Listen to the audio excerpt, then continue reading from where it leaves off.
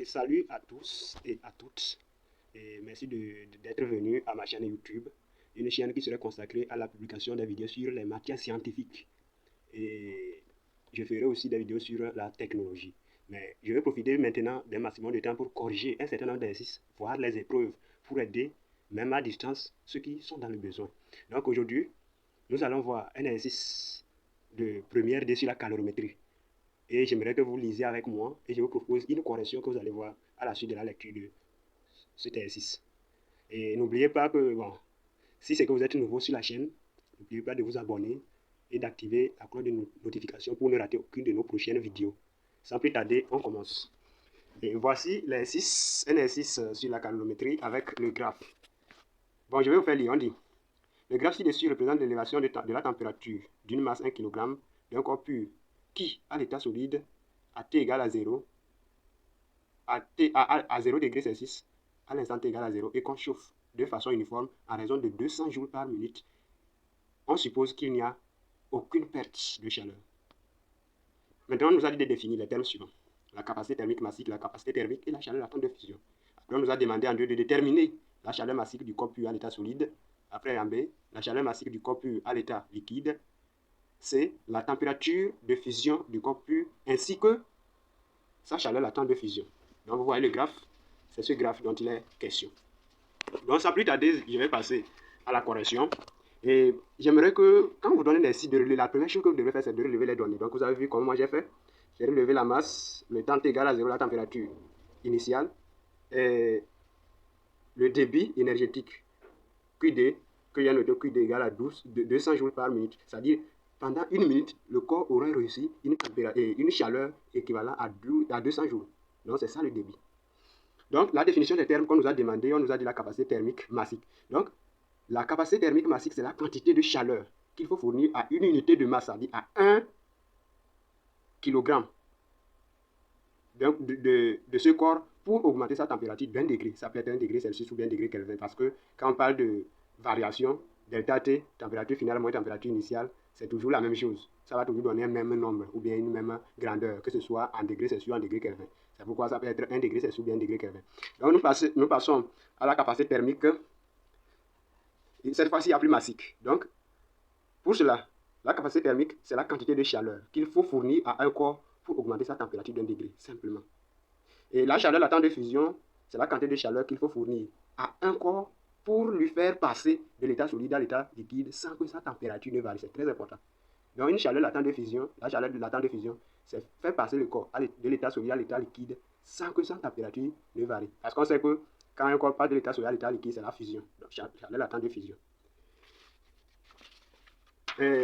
Ici, on va passer au calcul proprement dit, où on nous a demandé de déterminer cette chaleur massique du corps à l'état solide. Donc, comme vous le savez tous avec les formules données dans les cours, voici, on vous a dit que la chaleur, ça fait la masse du corps fois la capacité thermique, que ce soit massique ou quoi. Bon, la capacité thermique massique fois delta T. Delta T, c'est TF moins TI. C'est la température finale moins la température initiale. Et je tire CS qui est égal à Q sur M delta T. Alors que Q est égal à QD, le débit énergétique, 200 joules par minute, fois la différence de temps en minutes. Donc, ici, voici la formule de CS que j'ai tirée après avoir remplacé Q par sa valeur. Et quand nous revenons au niveau de la courbe, nous voyons qu'à l'état solide, c'est-à-dire de ce point jusqu'à ce point, la température a varié de 0 à 30. Donc, 30 moins 0, ça fait 30 degrés Celsius. Et le temps, c'est de 0 à 4. Donc, 4 moins 0, ça fait 4 minutes. Maintenant, pour calculer, ça fait 200 fois delta T 4 moins 0 sur 1 fois 1, là c'est 1 kg. La masse fois 30 degrés moins 0 degrés. Donc ça fait 800 sur 30 qui est égal à 26,67 joules par kg par Kelvin. Ça c'est à l'état solide. Maintenant, à l'état liquide, on regarde notre formule. Et puis on tire CL maintenant. CL c'est la capacité thermique massique à l'état liquide. L veut dire liquide. Donc quand on le tire, c'est toujours Q sur M delta T. Donc notre Q c'est toujours ça, QD fois delta T. Et ici, quand nous revenons sur le graphe, cette partie c'est la partie d'ici, à partir de 7 minutes jusqu'à 10 minutes. Ça c'est la variation là. Donc 7 minutes à 10 minutes, alors que la température a varié de 30 à 80. Donc quand nous revenons ici pour faire l'application, ça fait 200 fois 10 moins 7. Donc ça fait 600. Et on fait 80 moins 30 fois 1. Donc ça fait 50 aussi. Donc quand on calcule, on trouve 12 joules par kilogramme par degré Celsius. Donc nous revenons au niveau de petit c, on nous a déterminé la température de fusion. Donc à T égale à 30, comme quand on regarde sur le graphe, on le voit.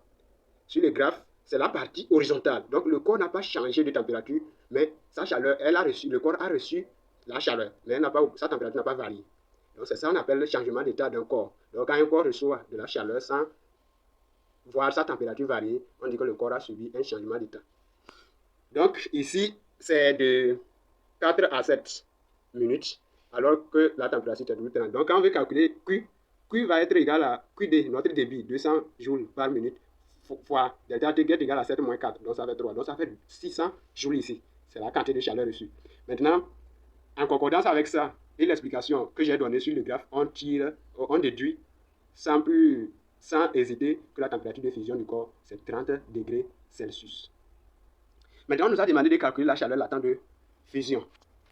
Et tout comme on vous l'a donné dans le cours, on vous a dit que quand on veut calculer une chaleur en fonction de la chaleur latente de fusion ou bien la chaleur latente de vaporisation, on fait Q égale à ML. Donc L ici, c'est notre LF quoi.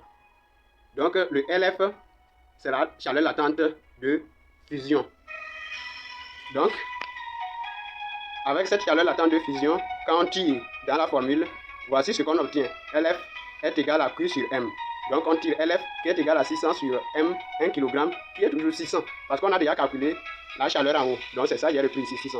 Donc on trouve que ça fait 600 joules par kilogramme. Là-bas, il n'y a pas par degré Celsius parce que la température ne varie pas. Donc c'est très important de le comprendre que quand on demande une chaleur latente de fusion, l'unité n'est pas comme la capacité thermique où il y a par degré Celsius ou par degré Kelvin. Donc ici, il n'y a rien du tout. Donc vous mettez joules par kilogramme, tout simplement. Donc on va s'arrêter ici pour une prochaine occasion où je vous publierai une autre vidéo sur la correction d'un exercice ou d'une épreuve. Donc jusque là, restez connectés et laissez-moi en commentaire ce que vous avez pensé de cette vidéo, si elle vous a plu, et partagez-la à un maximum de vos amis pour qu'ils puissent aussi s'abonner. Et n'oubliez pas de liker. Donc sans plus tarder, je vous dis à très bientôt pour une prochaine vidéo. Merci à vous.